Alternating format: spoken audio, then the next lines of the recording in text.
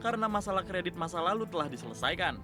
Selain laba, BTN membidik pertumbuhan kredit di kisaran 8 hingga 9% serta pertumbuhan dana pihak ketiga sebesar 7-8%.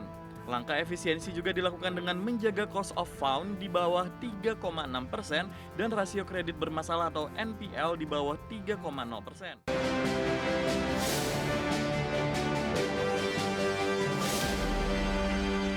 Ya, pemirsa, PT Bank Tabungan Negara Persero Tbk menargetkan pertumbuhan laba bersih mencapai 20 hingga 22% pada akhir tahun 2026. Target optimistis ini didorong oleh kondisi neraca keuangan perusahaan yang dinilai semakin sehat setelah penyelesaian kredit bermasalah masa lalu. PT Bank Tabungan Negara Persero Tbk menargetkan pertumbuhan laba bersih mencapai 20 hingga 22% pada akhir tahun 2026.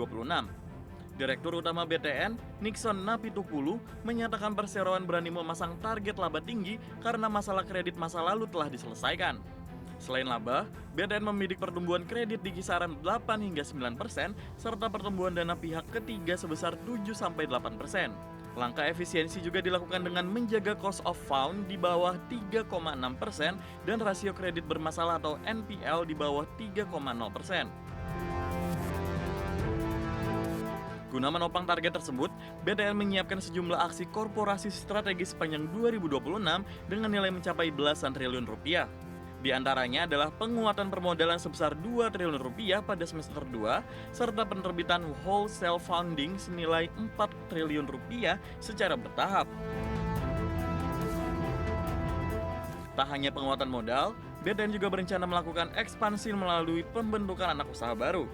Perseroan akan mendirikan anak usaha asuransi umum dengan modal 250 miliar rupiah serta perusahaan pembiayaan dengan nilai investasi mencapai 3 hingga 5 triliun rupiah.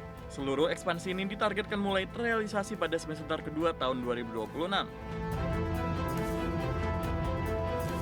Berbagai sumber, IDX Channel. Emiten yang dikenal dengan pengembangan properti ikonik dan mixed use di sejumlah kota utama, PT Indonesian Paradise Property Tbk kini memacu ekspansi bisnis dan memperkuat portofolio sebagai strategi utama menyongsong tahun 2026 berdasarkan capaian kinerja positif di sepanjang tahun 2025 yang memberikan momentum baru bagi pengembangan masa depan perusahaan. PT Indonesian Paradise Property Tbk kini memacu ekspansi bisnis dan memperkuat portofolio sebagai strategi utama menyongsong tahun 2026. Manajemen INPP menyatakan bahwa kinerja pertumbuhan sepanjang 2025 terlihat solid, didukung oleh kontribusi positif dari penjualan properti dan investasi strategis, termasuk proyek Antasari Plus di Jakarta Selatan yang hampir rampung diserahkan, serta perluasan 23 Paskal Shopping Center di Bandung yang turut memperkuat dasar pendapatan perusahaan. Capaian ini memberi keyakinan bagi INPP untuk menekan strategi ekspansi dan penguatan portofolio di tahun 2026. INPP memfokuskan pengembangannya pada properti mixed use yang memadukan hotel, ruang komersial, dan hunian modern sebagai bagian dari portofolio strategisnya di kota-kota besar Indonesia. Selain Antasari Place dan 23 Paskal Extension, perusahaan juga menyiapkan proyek mixed use di Semarang dan Balikpapan yang masing-masing diharapkan menjadi katalis baru dalam menarik segmen konsumen dan tenan berkualitas. Strategi bisnis INPP tidak hanya soal perluasan proyek baru, tetapi juga penguatan recurring income dari aset komersial yang sudah beroperasi. Kontribusi pendapatan berulang dari hotel, pusat perbelanjaan, dan layanan sewa unit apartemen menjadi salah satu pijakan untuk menekan fluktuasi pasar dan memperkuat stabilitas keuangan jangka panjang, serta menjaga pertumbuhan fundamental perusahaan di tengah kondisi industri properti yang kompetitif. Selain pengembangan internal, INPP juga aktif melakukan kolaborasi strategis dengan mitra global, seperti kemitraan dengan developer properti asal Jepang untuk proyek ikonik di Bali, serta upaya memperluas jaringan bisnis dan pengalaman operasional yang memberi nilai tambah.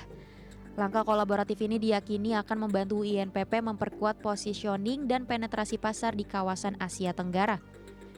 Berbagai sumber IDX Channel. Ya, sementara itu Menteri Keuangan Purbaya Yudi Sadewa angkat bicara terkait dengan keputusan Komisi 11 DPR RI yang menetapkan Wakil Menteri Keuangan Thomas Jiwandono sebagai kandidat terpilih Deputi Gubernur Bank Indonesia setelah mengikuti seluruh tahapan seleksi bersama 2 calon lainnya.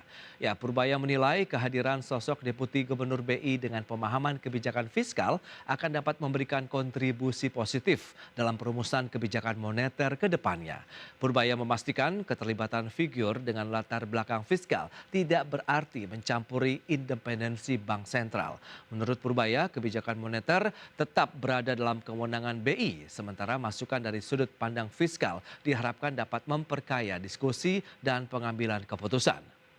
Purbaya memastikan usai Thomas Jiwandono resmi menjabat sebagai Deputi Gubernur BI sepenuhnya berada dalam koridor kelembagaan Bank Sentral dan tidak berada di bawah kendali otoritas fiskal.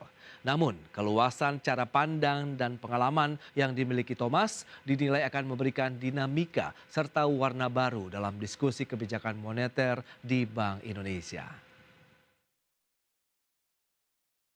Harapannya ya dia bisa menjalankan kebijakan memberi masukan yang kuat dalam kebijakan moneter yang juga turut memasukkan concern di fiskal.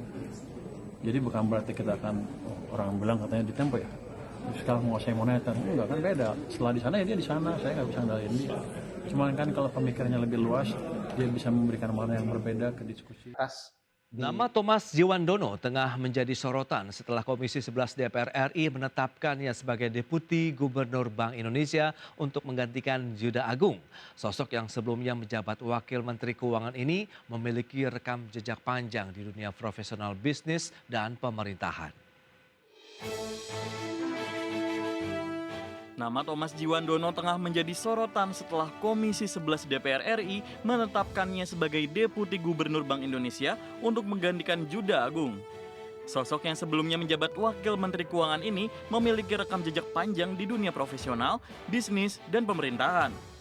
Mengutip laman Kemenku, Thomas Jiwandono lahir di Jakarta, Mei 1972.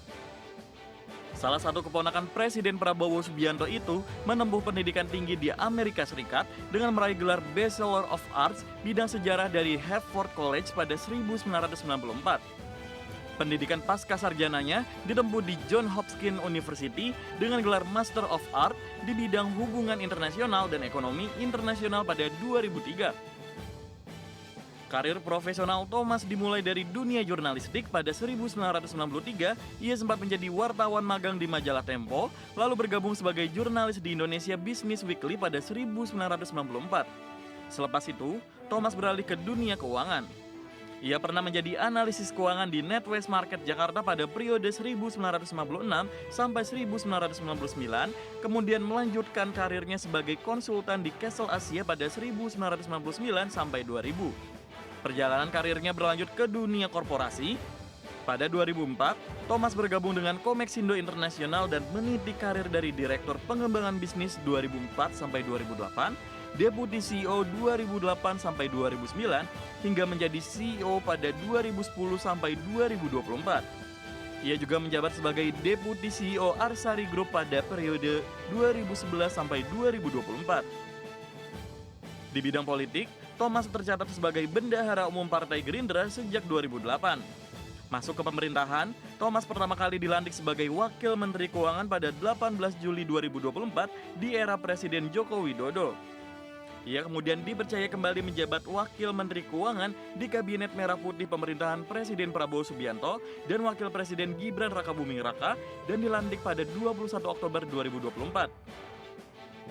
Kini, setelah mengikuti fit and proper test di Komisi 11 DPR RI, Thomas Jiwandono resmi dipilih menjadi Deputi Gubernur Bank Indonesia. DPR menilai pengalaman panjangnya di sektor fiskal, keuangan, dan korporasi menjadi modal penting untuk memperkuat sinergi kebijakan moneter dan fiskal di Bank Indonesia. Tim Liputan IDX Channel.